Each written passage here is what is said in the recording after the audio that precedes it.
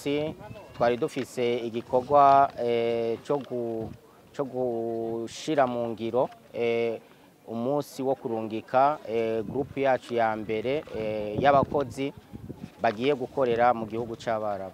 Ariko inyuma yaba hariho urundi rutonde rutari rutoya, akazi karacabandanya, turacanahamagarira n'abandi bavyipfuza baze muri United Lines Recruitment Agency tubafashe kubaronderera ubuzi.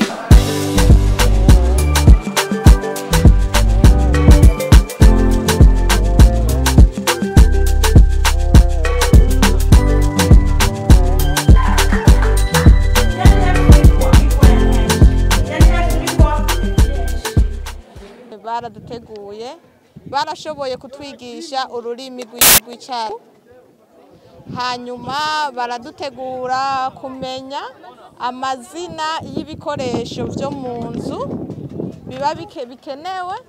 Twarize ibijyanye n'ibintu byo mu gikoni, ukuntu bakubura, ukuntu bateka, ukuntu bagorora, ukuntu bamesura impuzu. Baratwigisha n'akarangamutima k'umukozi.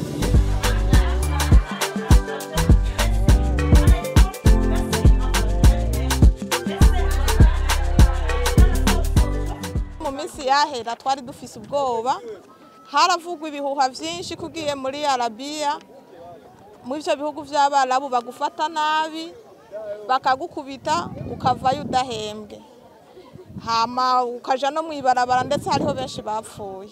Ariko ubu tugiye turemye cyane nkuko igihugu cacu cabikoze, baraduhaye neza amakontra y'akazi, baraduha.